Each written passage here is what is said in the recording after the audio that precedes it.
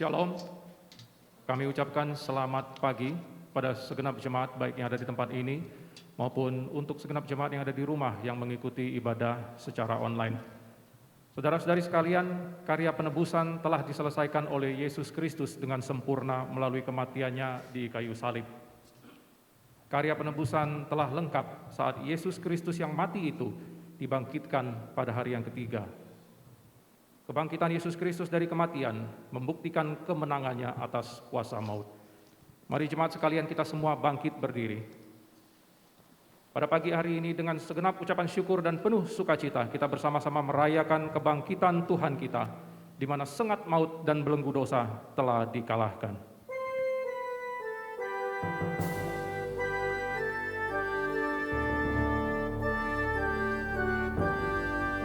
Dengarkanlah panggilan ibadah kita yang terambil dari Ibrani pasal 2 ayat 11 sampai 15. Sebab Ia yang menguduskan dan mereka yang dikuduskan, mereka semua berasal dari satu. Itulah sebabnya Ia tidak malu menyebut mereka saudara.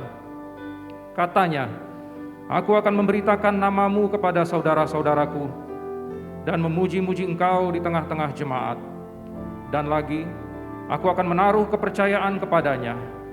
Dan lagi, sesungguhnya inilah aku dan anak-anak yang telah diberikan Allah kepadaku. Karena anak-anak itu adalah anak-anak dari darah dan daging, maka ia juga menjadi sama dengan mereka dan mendapat bagian dalam keadaan mereka, supaya oleh kematiannya ia memusnahkan dia, yaitu iblis yang berkuasa atas maut. Dan supaya dengan jalan demikian Ia membebaskan mereka yang seumur hidupnya berada dalam perhambaan oleh karena takutnya kepada maut. Jemaat, kami persilakan untuk duduk kembali.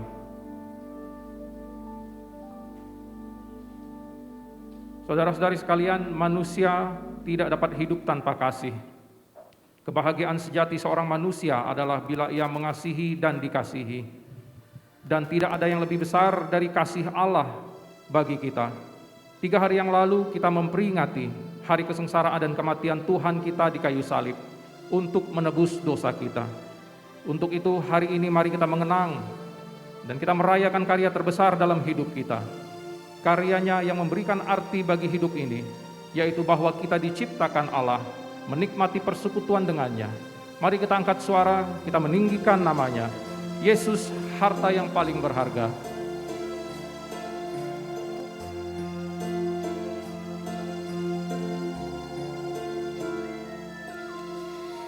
Kasih yang terindah, hati yang mulia,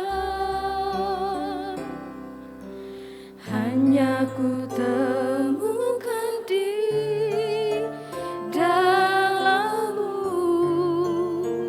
Yesusku. Pujian dari hatiku selalu di setiap waktuku,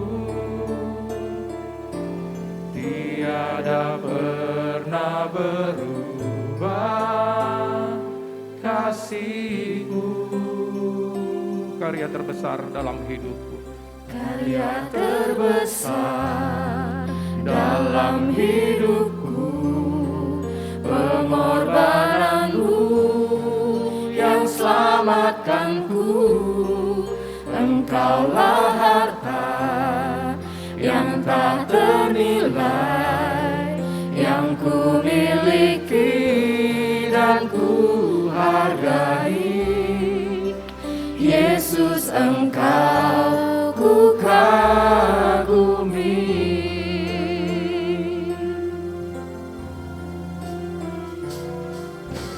Kasih yang terindah, hati yang mulia, hanya ku temukan di dalam-Mu, Yesusku. Pujian dari hatiku, selalu di setiap waktuku, tiada pernah berubah kasih-Mu. Mari kita buka suara, kita katakan karya terbesar dalam hidupku. Karya terbesar dalam hidupku, pengorbananmu yang selamatkanku. Engkaulah harta yang tak ternilai, yang ku miliki dan ku hargai. Yesus, Engkau ku kagumi. Sama seperti Yesus Kristus telah bangkit dari kematian dan mengalami kemenangan atas kuasa maut, orang percaya juga memiliki kemenangan atas kematian. Kebangkitan Yesus Kristus dari antara orang mati merupakan jaminan bahwa kita pun pada suatu hari kelak akan dibangkitkan dan mendapat bagian dalam kerajaan Allah. Mari saudara sekalian, kita akui karya terbesar dalam hidup kita, pengorbanannya yang selamatkan kita.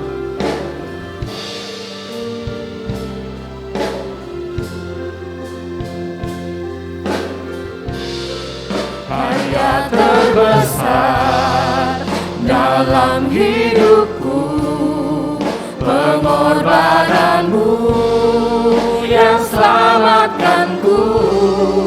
Engkaulah harta yang tak ternilai, yang ku miliki dan ku hargai. Yesus, Engkau ku kagumi.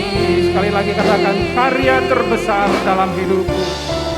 Karya terbesar dalam hidupku, pengorbananmu yang selamatkanku. Engkaulah harta yang tak ternilai, yang ku miliki dan ku hargai. Yesus, Engkau ku kagumi. Yesus, Engkau ku kagumi. Yesus, Engkau ku kagumi.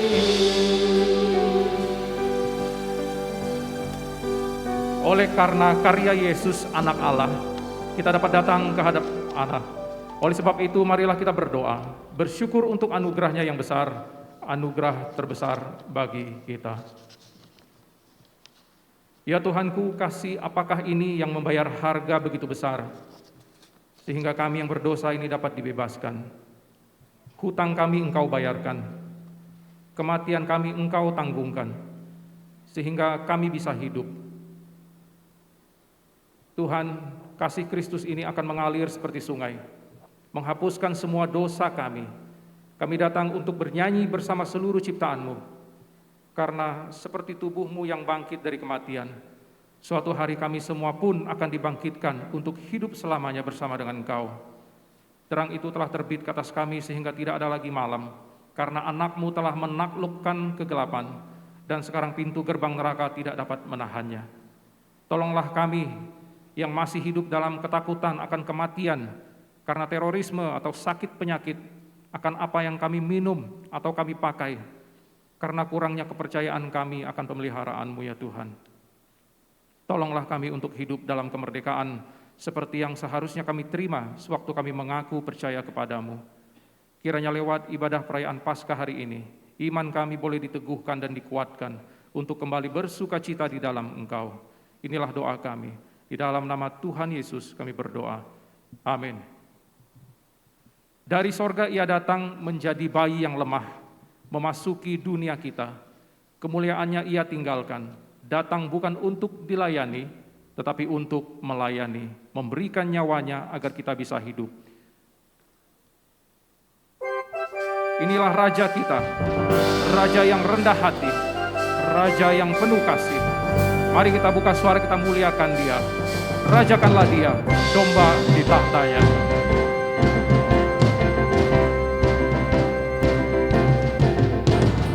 Rajakanlah Dia, domba di tahtanya.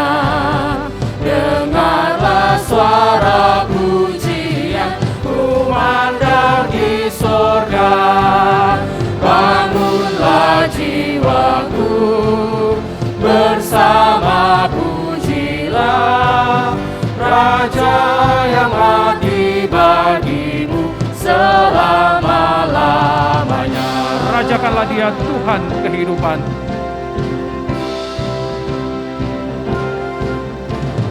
Rajakanlah Dia, Tuhan kehidupan. Dia bangkit untuk kemenangan, selamatkan umatnya. Muliakanlah Dia yang mati dan bangkit, serta mengaruniakan kehidupan kekal. Rajakanlah Dia, Tuhan Raja damai.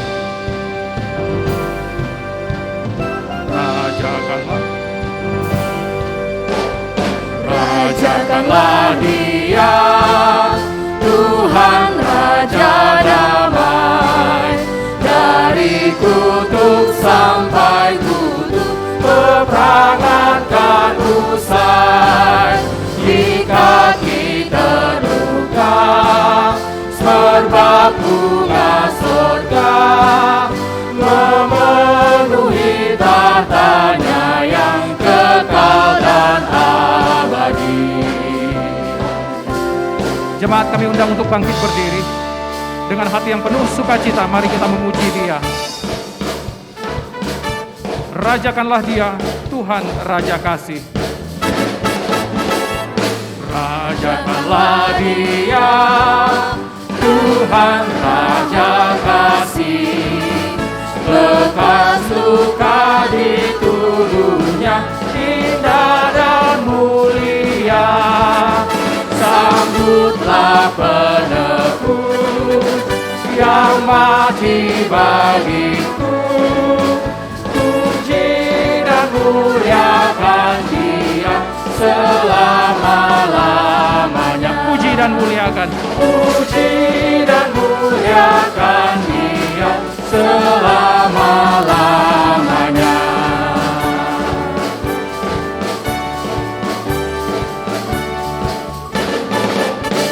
Bersama-sama kita ikrarkan pengakuan iman rasuli.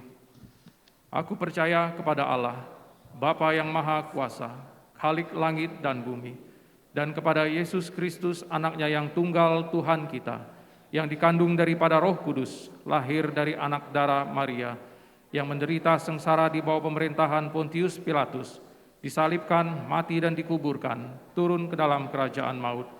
Pada hari yang ketiga, bangkit pula dari antara orang mati, naik ke sorga, duduk di sebelah kanan Allah Bapa yang Maha Kuasa, dan dari sana Ia akan datang untuk menghakimi orang yang hidup dan yang mati.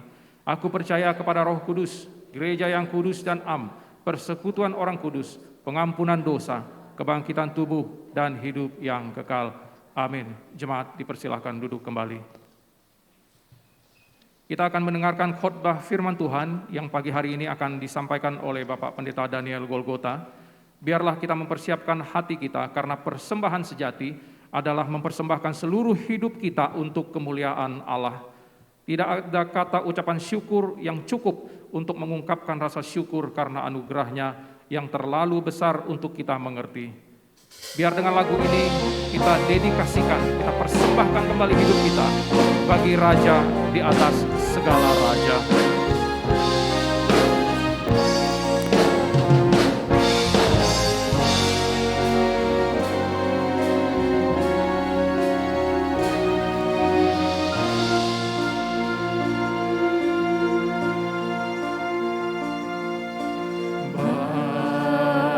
Bagaimanakah ku ucap syukur pada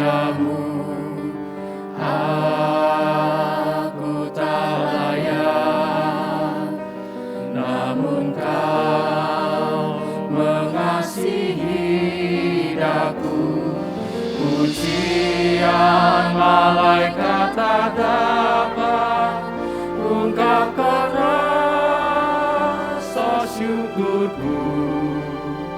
Aku jadi sebagaimana adaku. Semua itu karyamu. Bagaimanakah ucap syukur? Bagaimanakah ku ucap syukur padamu. Aku tak layak, namun Kau mengasihi aku. Pujian malaikat tak dapat ungkapkan rasa syukurku. Aku jadi sebagaimana adaku. Semua itu karya-Mu. Mulia bagi Allah. Mulia bagi Allah, mulia bagi Allah, mulia bagi Allah untuk semua karyanya. Darahnya selamatkanku, kuasanya bangkitkanku. Mulia bagi Allah untuk semua karyanya. Biar hidupku selalu menyenangkan-Mu, oh Tuhan. Segala pujian bagimu, ku serahkan kekal hari. Darahnya selamatkanku, kuasanya bangkitkanku. Mulia bagi Allah untuk semua karyanya. Biar hidupku selalu menyenangkan-Mu, oh Tuhan. Segala pujian bagimu, ku serahkan kekal hari. Darahnya selamatkanku, kuasanya bangkitkanku. Mulia bagi Allah untuk semua karyanya, untuk semua karyanya, untuk semua karyanya. Waktu dan tempat kami persilakan kepada hamba-Nya.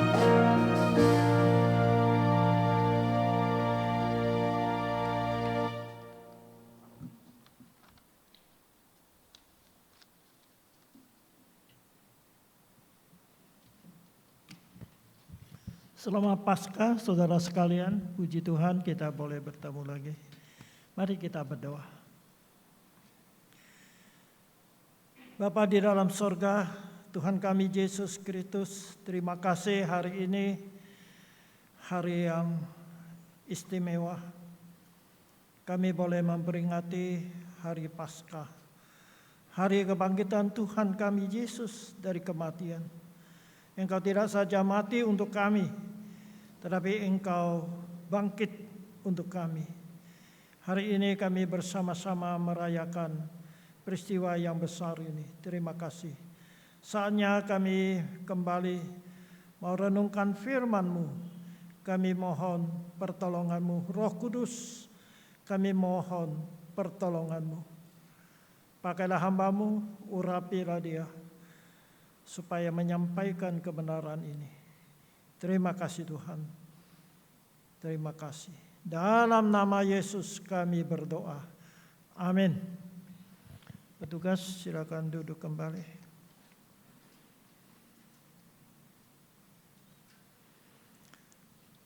Seperti tadi sudah saya sampaikan bahwa kita hari ini merayakan hari Paskah, hari kebangkitan Tuhan Yesus. Tema kita pada hari ini adalah Kristus, Raja yang menang. Saya mengajak kita membaca firman Tuhan dari Injil Matius pasal 28 ayat 1 sampai ayat 10. Matius 28 ayat 1 sampai 10. Saya akan bacakan. Setelah hari Sabat lewat, menjelang menyingsingnya fajar pada hari pertama minggu itu, pergilah Maria Magdalena dan Maria yang lain menengok kubur itu. Maka terjadilah gempa bumi yang hebat, sebab seorang malaikat Tuhan turun dari langit dan datang ke batu itu dan menggulingkannya lalu duduk di atasnya. Wajahnya bagaikan kilat dan pakaiannya putih bagaikan salju. Dan penjaga-penjaga itu gentar ketakutan dan menjadi seperti orang-orang mati. Akan tetapi malaikat itu berkata kepada perempuan-perempuan itu, "Janganlah kamu takut, sebab aku tahu kamu mencari Yesus yang disalibkan itu. Ia tidak ada di sini, sebab ia telah bangkit, sama seperti yang telah dikatakannya. Mari, lihatlah tempat ia berbaring. Dan segeralah pergi dan katakanlah kepada murid-muridnya bahwa ia telah bangkit dari antara orang mati. Ia mendahului kamu ke Galilea, di sana kamu akan melihat dia. Sesungguhnya aku telah mengatakannya kepadamu." Mereka segera pergi dari kubur itu dengan takut dan dengan sukacita yang besar, dan berlari cepat-cepat untuk memberitahukannya kepada murid-murid Yesus. Tiba-tiba Yesus berjumpa dengan mereka dan berkata, "Salam bagimu." Mereka mendekatinya dan memeluk kakinya serta menyembahnya. Maka kata Yesus kepada mereka, "Jangan takut, pergi dan katakanlah kepada saudara-saudaraku bahwa supaya mereka pergi ke Galilea, dan di sanalah mereka akan melihat aku." Amin. Demikianlah pembacaan firman Tuhan. Saudara sekalian, seperti kita tahu, 3 hari yang lalu kita memperingati hari Jumat Agung. Hari Tuhan kita Yesus disalibkan. Hari ini kita memperingati hari Paskah. Hari Tuhan Yesus bangkit dari kematian. Dan hari ini juga kebetulan adalah hari Cengbeng atau hari Cinmin, ya bahasa Kek Bangka, yaitu orang-orang Tionghoa pergi ke kuburan leluhur untuk sembahyang di sana. Saudara sekalian, apa bedanya kuburan Tuhan Yesus dengan kuburannya nenek moyang kita atau leluhur kita? Kuburan Tuhan Yesus tidak ada lagi tulang-tulang di dalamnya. Tetapi kuburan leluhur kita masih ada tulang belulang mereka. Sebab Tuhan Yesus sudah bangkit dari kematiannya. Kuburan Tuhan Yesus adalah kosong. Tidak ada apa-apanya lagi. Nah, saudara sekalian, kita tahu bahwa semua manusia di dalam dunia ini pasti akan mengalami kematian. Karena upah dosa adalah maut. Semua manusia di dalam dunia ini pasti mengalami kematian, karena semua manusia di dalam dunia ini adalah orang yang berdosa. Tidak peduli Anda itu siapa, kaya atau miskin, sekolah tinggi atau buta huruf, ya, semuanya berpangkat atau tidak berpangkat, atau rakyat biasa, saudara sekalian, semuanya akan mengalami kematian. Dan kalau sudah mati tidak bangkit-bangkit lagi, kuburan kita bagaimanapun sama saja, ya Tuhan, saudara sekalian. Seperti ada orang kuburannya seperti istana. Ya kalau kita lihat kuburan-kuburan raja-raja di Tiongkok, ya luar biasa bagusnya. Dan mereka sudah mati, tidak bangkit lagi. Saudara sekalian, semua manusia akan mati dan tidak bangkit lagi. Memang di dalam Alkitab tercatat ada berapa orang yang pernah mati dan bangkit lagi, baik pada perjanjian lama atau perjanjian baru. Hanya perbedaannya dengan kebangkitan Tuhan Yesus. Karena mereka bangkit, tetapi akhirnya mereka mati kembali dan tidak bangkit-bangkit lagi. Tetapi lain dengan Tuhan kita Yesus. Dia mati, dia bangkit, dan hidup selama-lamanya. Nah, saudara sekalian, hari ini saya ingin mengajak kita melihat bahwa Yesus bangkit membuktikan dia adalah Raja yang sudah mencapai kemenangan. Yang pertama kita lihat, Tuhan Yesus bangkit dari kematian, membuktikan dia adalah Raja yang mengalahkan kuasa kematian. Hanya Tuhan kita Yesus sudah mati, tetapi pada hari yang ketiga dia bangkit lagi dan hidup selama-lamanya.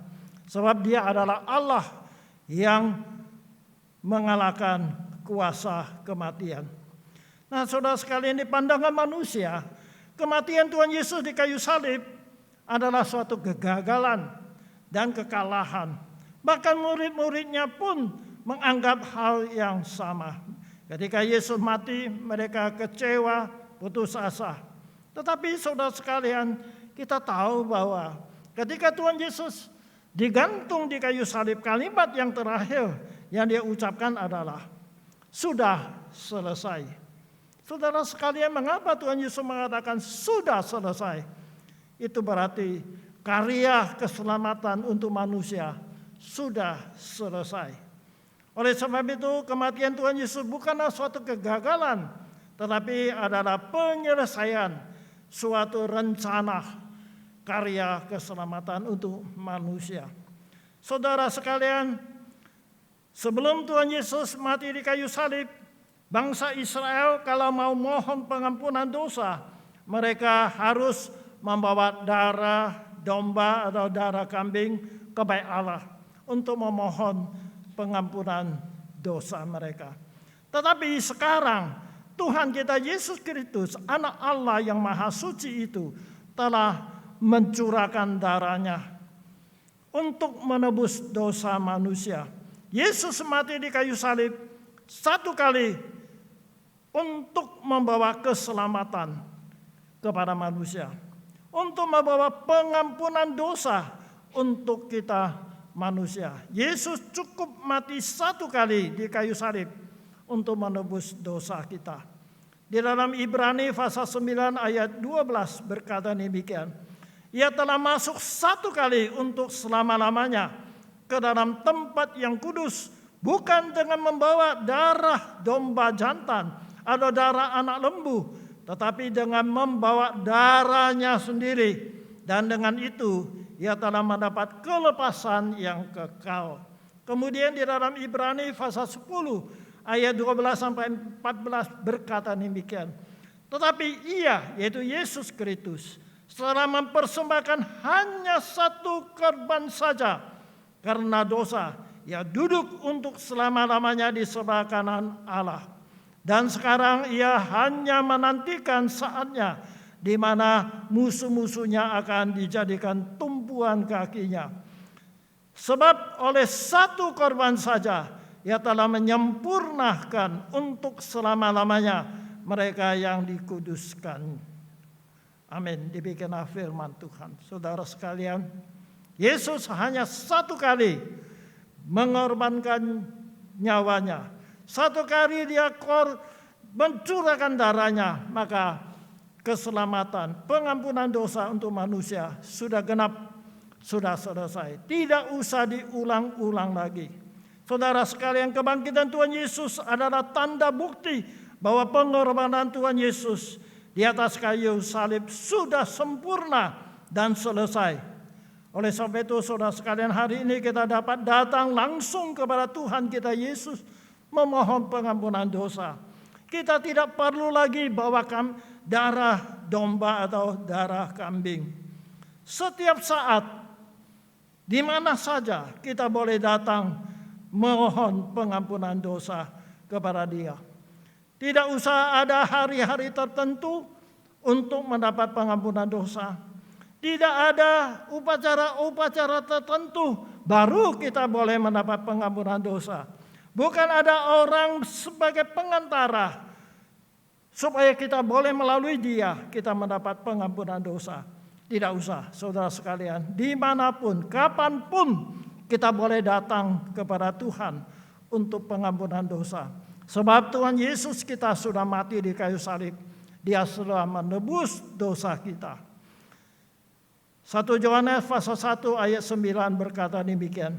Jika kita mengaku dosa kita, maka Dia adalah setia dan adil, sehingga Ia akan mengampuni segala dosa kita dan menyucikan kita dari segala kejahatan. Amin. Saudara sekalian, kita boleh datang kepada Tuhan langsung untuk mendapat pengampunan dosa. Setiap orang yang percaya kepada Tuhan Yesus, maka kita diberi hak atau kuasa untuk menjadi anak-anak Allah. Dan kita tidak lagi hidup di bawah kuasa setan dan iblis, karena kita adalah anak-anak Allah. Oleh sebab itu saudara sekalian, di dalam Kolose pasal 1 ayat 13 dan 14 berkata demikian. Ia telah melepaskan kita dari kuasa kegelapan dan memindahkan kita ke dalam kerajaan anaknya yang kekasih.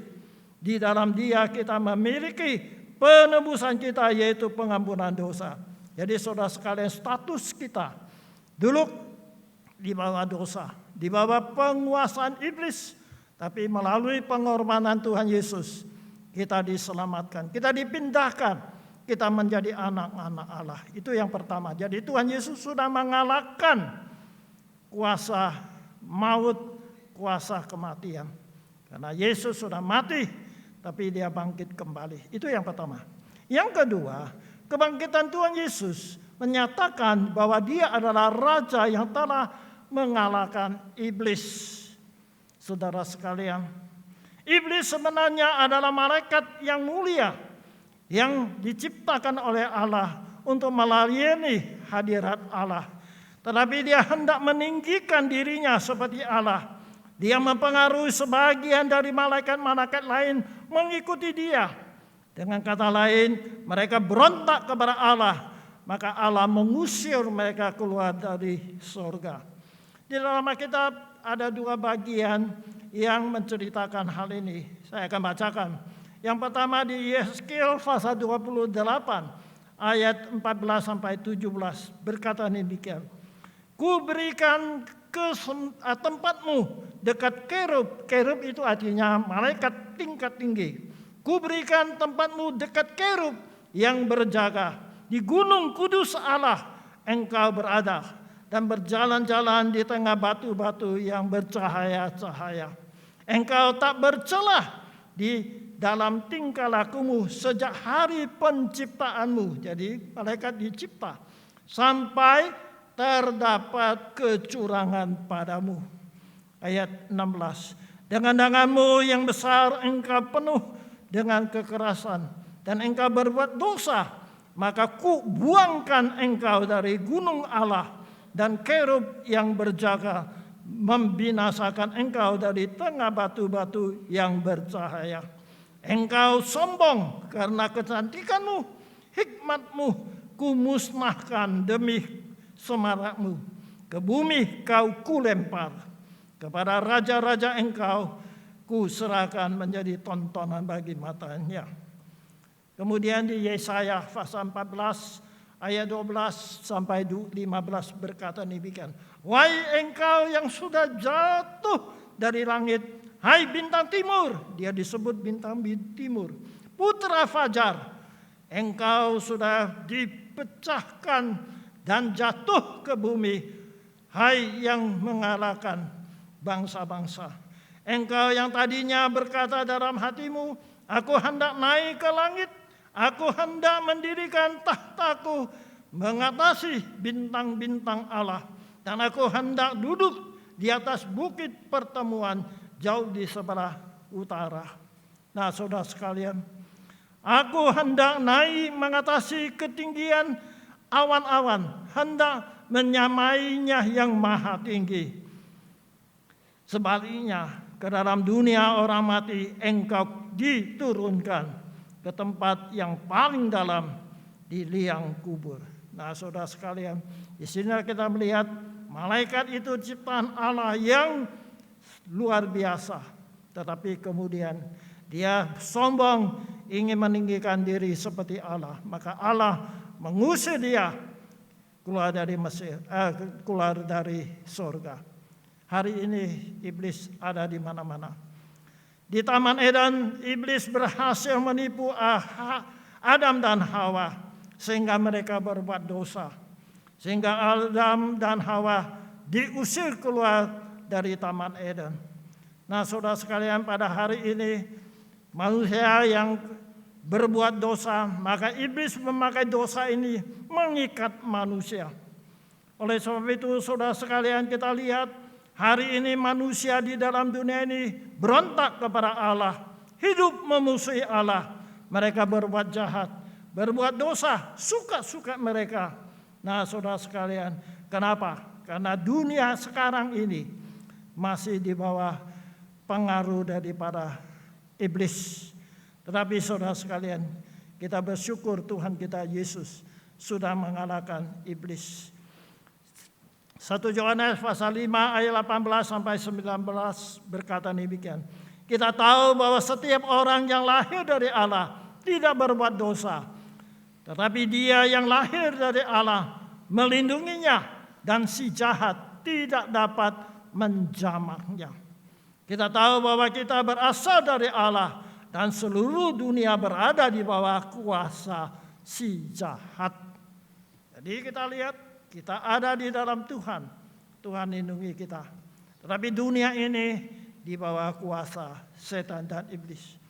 Iblis seperti singa yang kelaparan mencari mangsa supaya mereka menuruti kehendaknya. Kita tahu iblis mempunyai kekuatan dan kemampuan untuk melakukan mujizat-mujizat dan tanda-tanda ajaib sehingga manusia tertipu dan mengikutinya. Jadi saudara sekalian, iblis dia punya kemampuan untuk melakukan mujizat, melakukan tanda-tanda ajaib sehingga manusia tertipu oleh dia, mengikuti dia. Dia seperti singa yang berngaum. 1 Petrus pasal 5 ayat 8 dan 9 berkata demikian.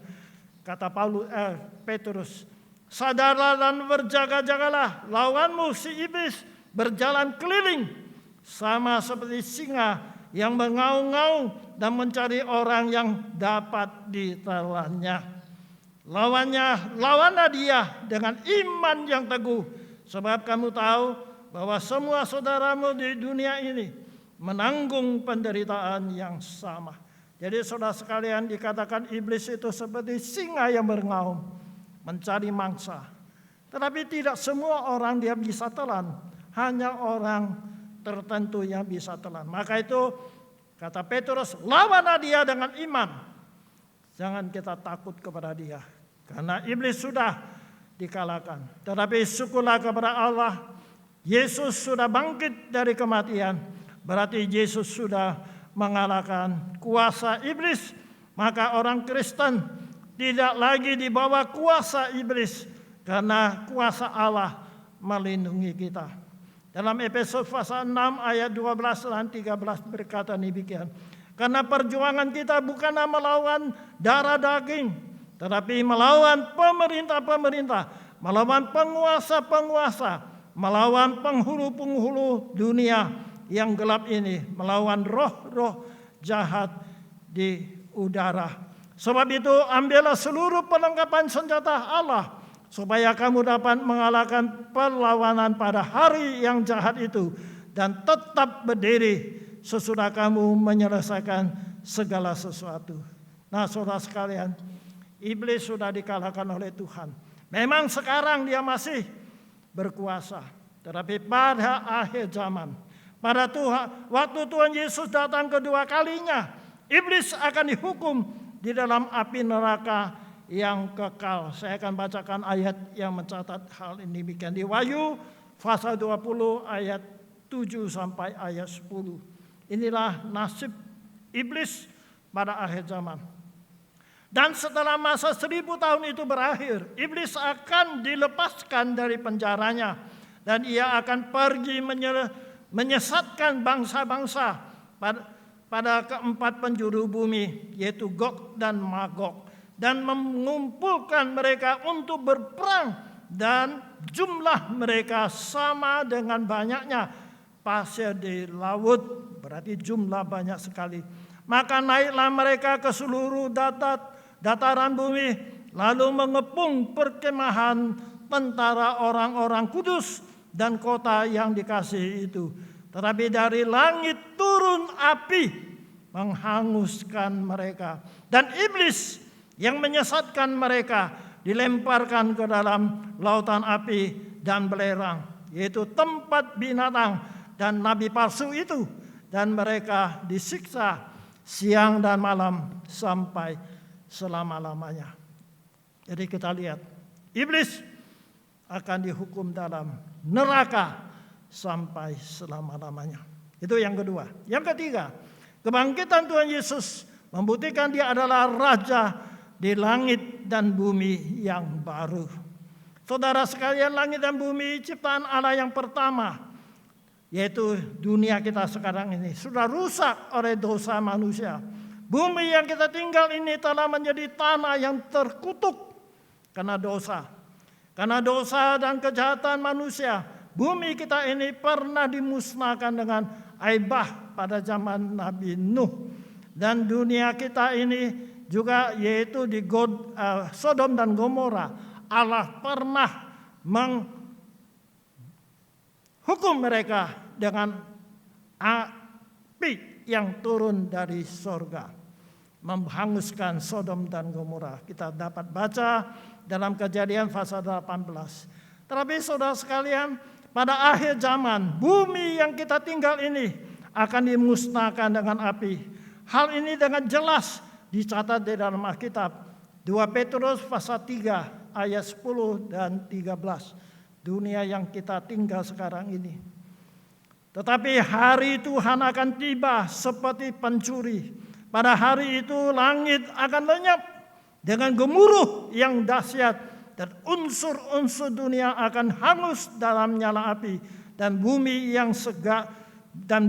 dan segala yang ada di atasnya akan hilang lenyap. Jadi, jika segala sesuatu ini akan hancur secara demikian, betapa suci dan salehnya kamu harus hidup. Yaitu kamu yang menantikan dan mempercepat kedatangan hari Allah. Pada hari itu langit akan binasa dalam api, dan unsur-unsur dunia akan hancur karena nyalanya. Tetapi sesuai dengan janjinya, kita menantikan langit yang baru dan bumi yang baru, di mana terdapat kebenaran. Jadi saudara sekalian, Allah akan menciptakan suatu langit dan bumi yang baru, dan kita semua akan tinggal di langit dan bumi yang baru itu. Di langit bumi yang baru itu tidak ada lagi dosa, tidak ada lagi sakit penyakit, tidak ada lagi penderitaan, dan tidak ada iblis di situ. Hal ini dapat kita baca di dalam Wahyu pasal 21 ayat 1, kemudian ayat 4 dan 5. Demikian firman Tuhan. Lalu aku melihat langit yang baru dan bumi yang baru. Sebab langit yang pertama dan bumi yang pertama telah berlalu, dan laut pun tidak ada lagi.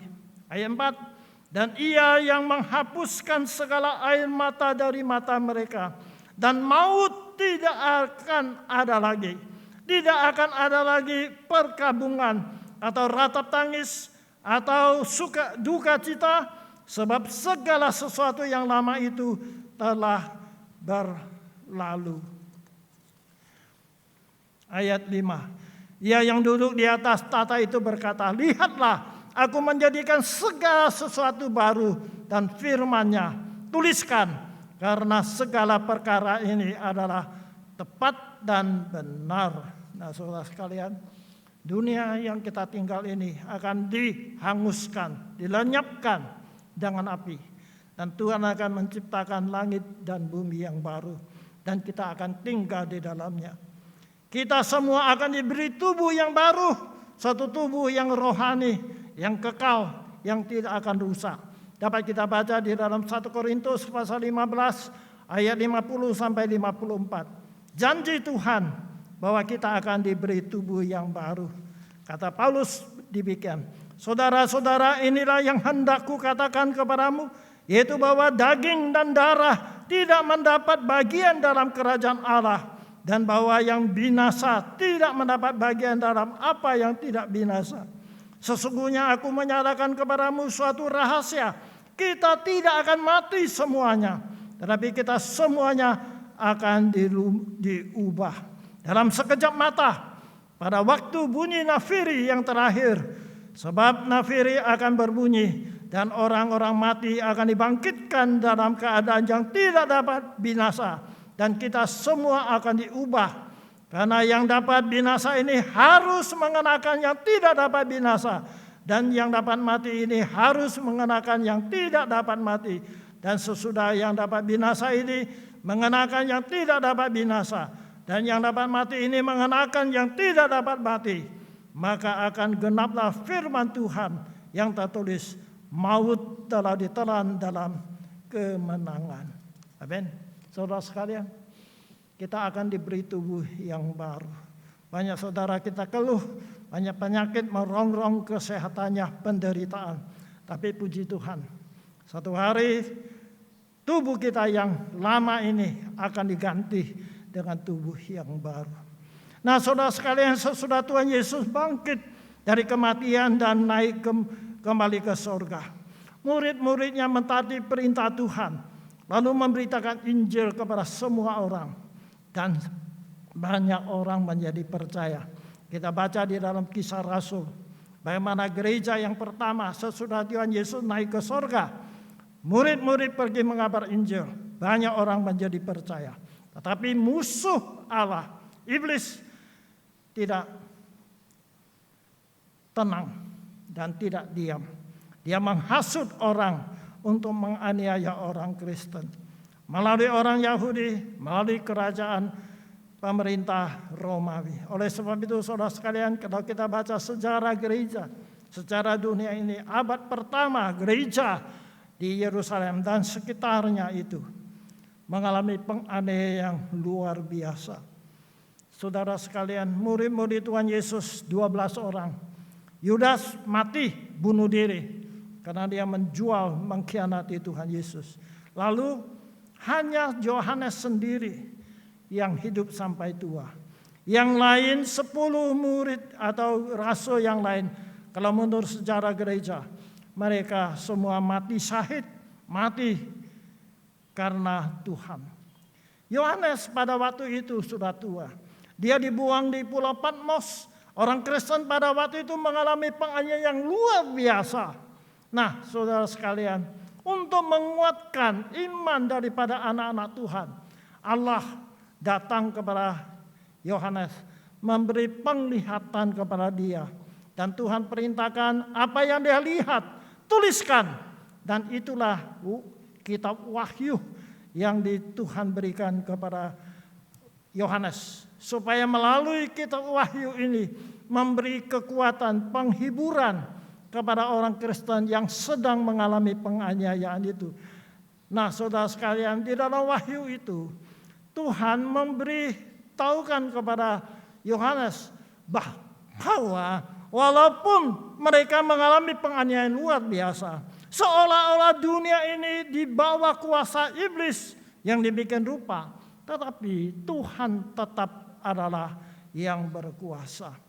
Supaya orang Kristen tidak menjadi lemah di dalam penderitaan, mereka dikuatkan. Dan saudara sekalian, saya boleh bacakan Apa yang Tuhan berikan kepada Yohanes ini? Suatu penglihatan, wahyu, supaya menguatkan iman mereka. Tetapi harus saudara tahu, kita wahyu ini ditulis dalam simbol-simbol. Jadi tidak boleh ditafsirkan secara letterleks, ya. Ada simbol-simbol saja tentang keadaan dunia yang akan datang. Wahyu pasal 19 ayat 11 sampai 16, kemudian 19 sampai ayat 21. Saya bacakan. Lalu aku melihat surga terbuka. Aku ini adalah Yohanes. Sesungguhnya ada seekor kuda putih, dan ia yang menungganginya bernama Yang Setia dan Yang Benar. Itu adalah Tuhan kita Yesus. Yang menghakimi dan berperang dengan adil, dan matanya bagaikan nyala api, dan di atas kepalanya terdapat banyak mahkota, dan padanya ada tertulis suatu nama yang tidak diketahui seorang pun kecuali Dia sendiri. Ayat 13. Dan ia memakai jubah. Ia ini sekali lagi adalah Tuhan Yesus. Ia memakai jubah yang telah dicelupkan dalam darah, dan namanya ialah Firman Allah. Dan semua pasukan yang di surga mengikuti Dia. Mereka menunggang kuda putih dan memakai lenan halus yang putih bersih. Dan dari mulutnya keluar sebidang pedang tajam, dan yang akan memukul segala bangsa.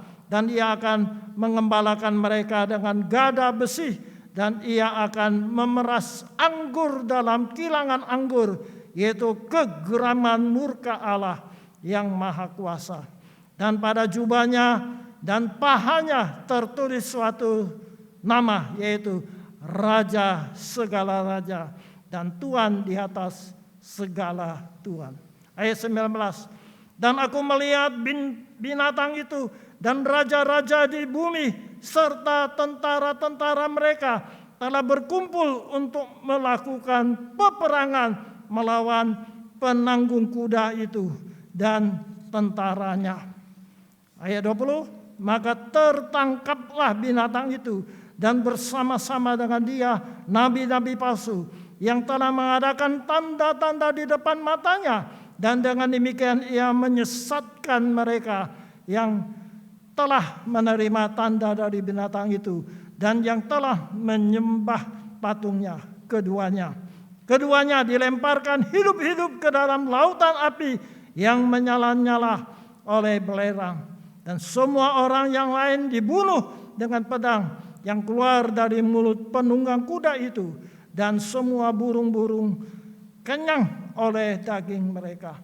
Nah, saudara sekalian, ini gambaran bagaimana Tuhan kita Yesus Kristus disebut Raja segala raja, Tuhan dari segala Tuhan. Dia mencapai kemenangan. Dikatakan dia adalah Raja yang duduk di atas kuda putih. Nah, saudara sekalian, sekali lagi tidak boleh kita tafsirkan bahwa Tuhan Yesus naik kuda putih, ya.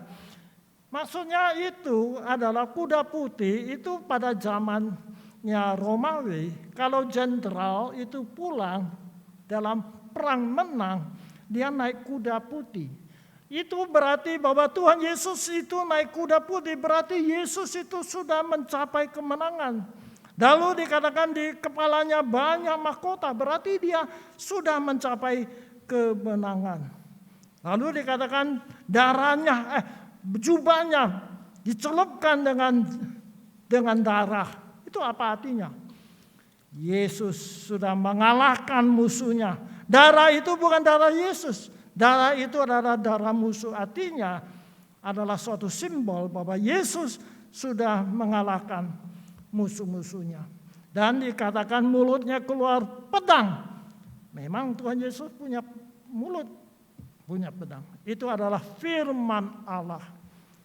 Dunia ini akan diadili dengan firman Tuhan. Saudara sekalian, hari ini kita lihat iblis masih berkuasa. Ia masih memakai manusia di dalam dunia ini melawan Tuhan. Tetapi kita harus tahu, Seperti yang kita baca tadi dalam Wahyu itu, Kristus akan menang. Dunia ini akan diakhiri karena Dia adalah Raja segala raja. Saudara sekalian, kita hidup di dalam dunia ini, tetapi tidak apa. Sekarang kita masih di dalam pandemi COVID ini, tetapi tidak apa. Kita punya harapan dunia yang baru. Tubuh kita yang fana ini akan diganti dengan tubuh yang baru. Yesus adalah Raja yang menang. Amin. Mari kita berdoa. Terima kasih Tuhan Yesus, Engkau tidak saja mati di kayu salib, tapi Engkau sudah bangkit kembali. Ya Tuhan, sekarang kami masih hidup dalam dunia ini. Dan dunia ini masih ada kuasa setan iblis yang merongrong kami. Tetapi kami bersyukur satu hari Engkau akan datang kembali.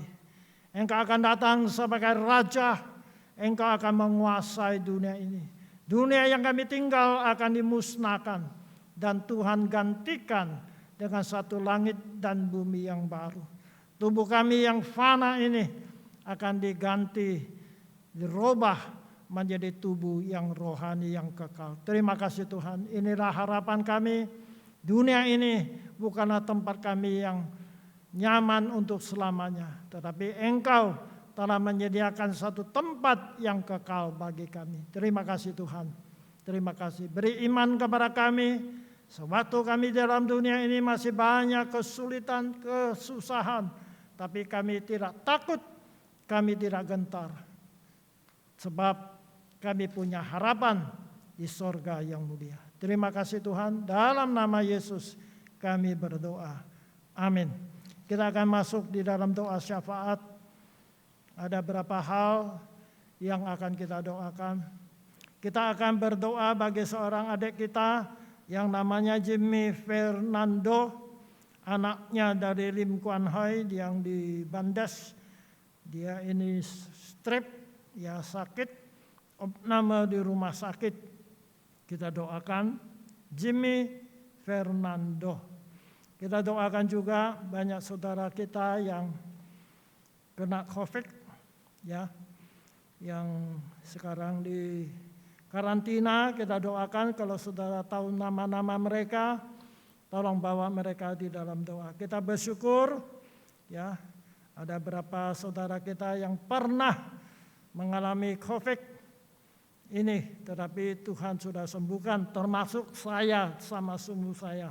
Puji Tuhan, kami pernah dipapar COVID, tapi Tuhan menyembuhkan kami. Sekarang kita doakan bagi mereka yang sedang mengalami berbagai pencobaan. Kita doakan bagi gereja kita supaya Tuhan menolong berkati gereja kita. Hamba-hamba Tuhan, majelis-majelis, diakan semua pengurus, walaupun komisi-komisi kita sekarang masih belum bisa aktif seperti biasa, tapi kita doakan supaya iman saudara kita tidak luntur, tetap setia kepada Tuhan. Kita doakan supaya gereja kita boleh menjadi berkat bagi banyak orang. Kita doakan juga untuk orang Tionghoa hari ini merayakan Cheng Beng. Kita doakan supaya Tuhan mencerahkan mata mereka. Banyak famili kita, kawan kita yang belum percaya Tuhan Yesus. Biarlah kita menjadi saksi untuk menceritakan Yesus kepada mereka. Supaya mereka pun boleh datang percaya kepada Tuhan untuk mendapat hidup yang kekal. Kemudian kita akan doakan bangsa dan negara kita Indonesia dengan segala masalah yang sedang kita hadapi. Mari kita berdoa untuk beberapa hal ini. Bapa kami yang ada di dalam sorga, pada hari ini, pada saat ini, kami doakan bagi saudara kami Jimmy Fernando. Anaklah dari saudara kami Lim Kuan Hai, cucunya dari saudara kami Lim Kuan Hai yang opname di rumah sakit karena sakit. Ya Tuhan, strip karena badan panas. Kami mohon Engkau tolong supaya anak ini boleh dijamah, supaya dia boleh menjadi sembuh.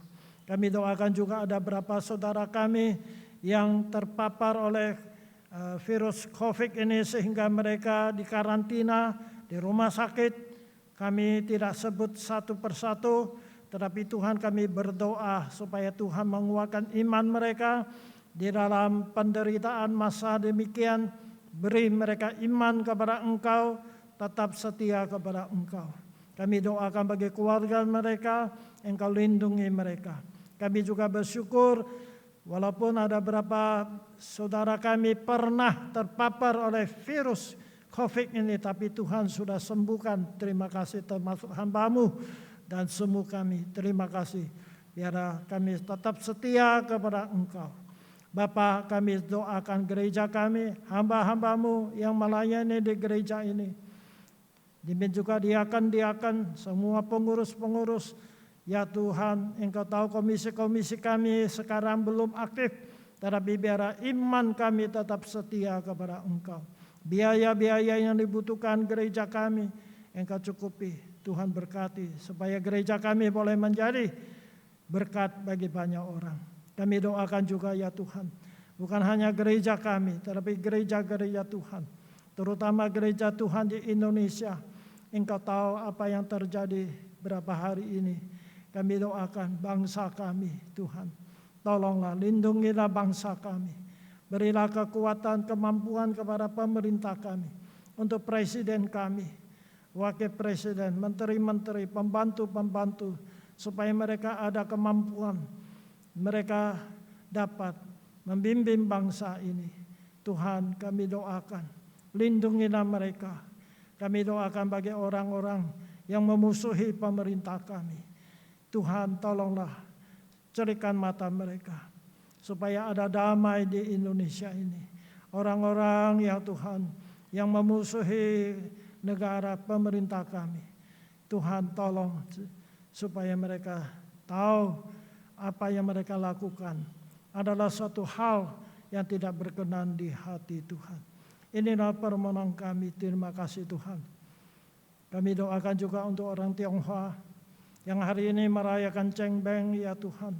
Engkau tahu ya Tuhan, banyak di antara mereka adalah kawan kami, sahabat kami, famili kami, Tuhan, tetangga kami. Mereka belum mengenal Engkau.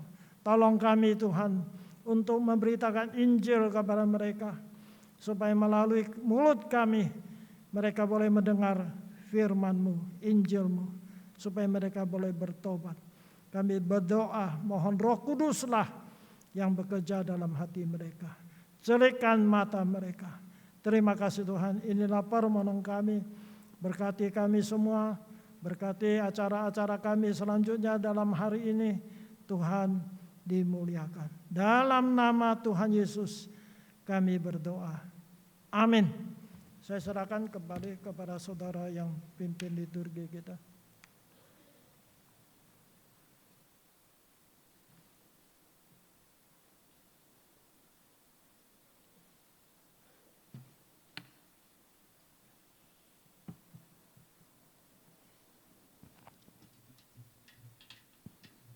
Demikianlah firman Tuhan yang telah kita dengarkan bersama. Kita ucapkan terima kasih kepada Bapak Pendeta Daniel Golgota yang telah menyampaikan kebenaran firman Tuhan. Saudara sekalian, Yesus Kristus Juru Selamat kita adalah anak domba yang telah tersembelih bagi kita. Ia menebus dosa kita dan Ia telah bangkit dari kematiannya. Sebagai respon kita atas firman Tuhan yang kita dengar, mari saya undang kita semua untuk bangkit berdiri. Bersama-sama kita nyatakan bahwa bagi Dia yang duduk di atas tahta dan bagi anak domba, puji-pujian dan hormat dan kemuliaan dan kuasa sampai selama-lamanya. Mari bersama-sama kita buka suara, kita angkat pujian ini. Yang mulia, yang bertahta di kerajaan surga, bagi anak domba, Yesus Kristus Tuhan, Engkau layak disembah. Mari datang kepadanya, sujud di hadapan tahtanya. Mari puji Dia Raja Maha Kuasa, Engkau layak disembah. Haleluya, haleluya, terpujilah namamu. Segala puji dan hormat, kemuliaan dan kuasa bagi Dia selama-lamanya. Haleluya, haleluya, haleluya, terpujilah namamu. Segala puji dan hormat, kemuliaan dan kuasa bagi Dia selama-lamanya. Mari saudara-saudari yang terkasih, kita muliakan Tuhan Allah kita. Sekali lagi kita pujikan bagi Allah yang mulia. Bagi Allah yang mulia, yang bertakhta di kerajaan surga. Bagi anak domba, Yesus Kristus Tuhan, Engkau layak disembah. Mari datang kepadanya, sujud di hadapan tahtanya. Mari puji Dia, Raja Maha Kuasa, Engkau layak disembah. Haleluya, haleluya, terpujilah namamu. Segala puji dan hormat, kemuliaan dan kuasa bagi Dia selama-lamanya. Haleluya, haleluya, haleluya, terpujilah namamu. Segala puji dan hormat, kemuliaan dan kuasa bagi Dia selama-lamanya. Segala puji dan hormat, kemuliaan dan kuasa bagi Dia selama-lamanya. Bagi Dia selamanya, bagi Dia selamanya, bagi Dia selamanya, bagi Dia selama-lamanya. Segala kemuliaan bagi nama Tuhan. Dan bersama-sama kita akan naikkan nyanyian doksologi.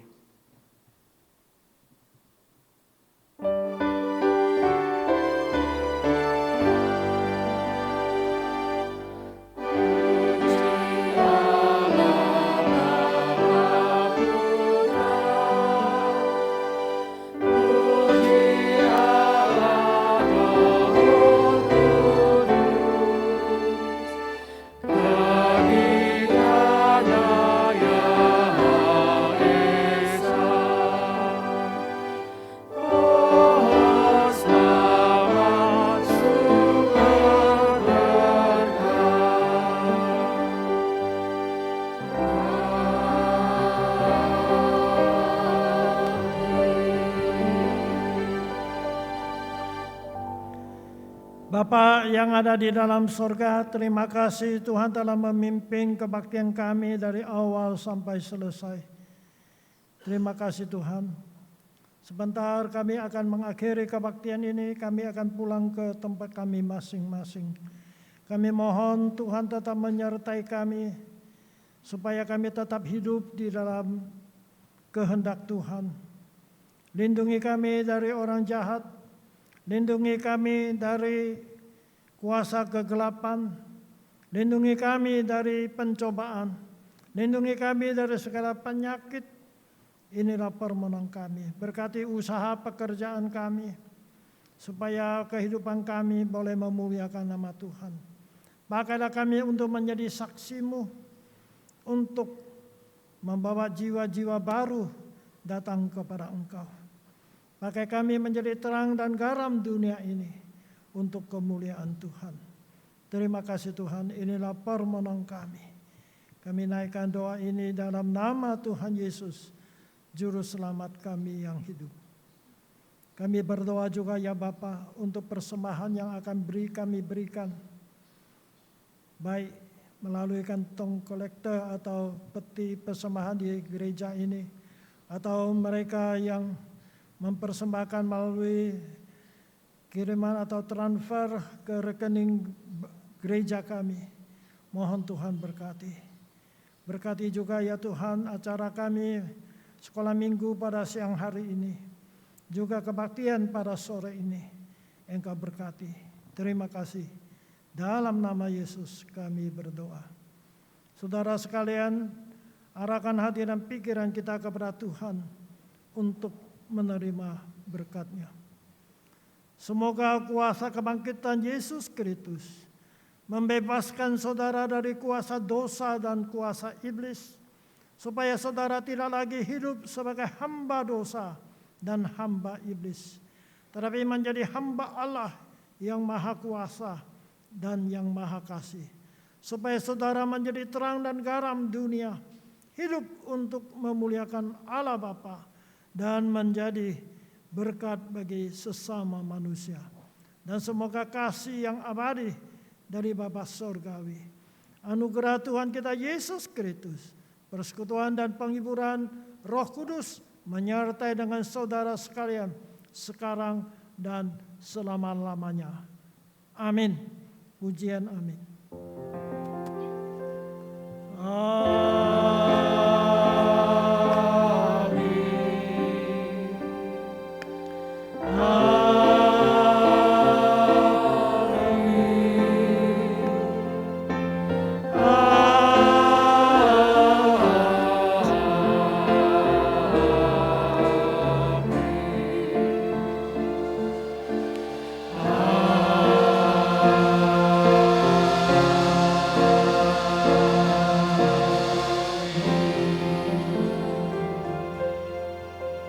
Silakan duduk, doa teduh.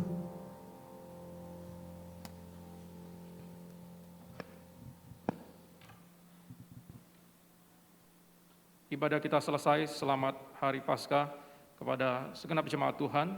Tuhan Yesus memberkati. Kami persilahkan bagi saudara yang ingin memberikan persembahan, boleh tetap menjaga jarak satu dengan yang lain.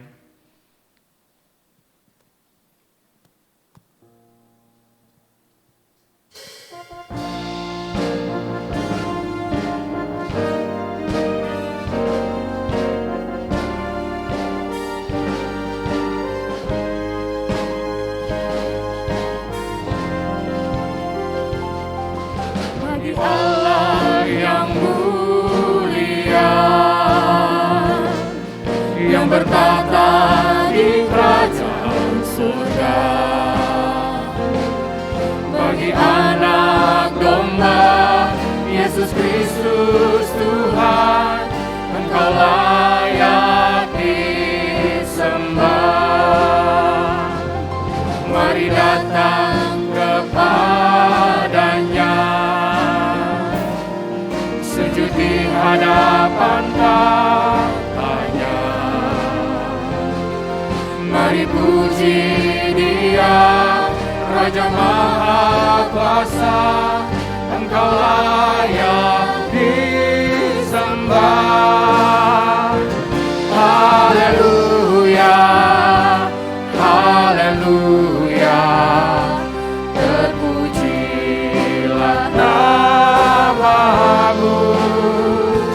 Segala puji dan hormat, kemuliaan dan kuasa bagi Dia selama-lamanya. Haleluya, haleluya, haleluya, terpujilah nama-Mu.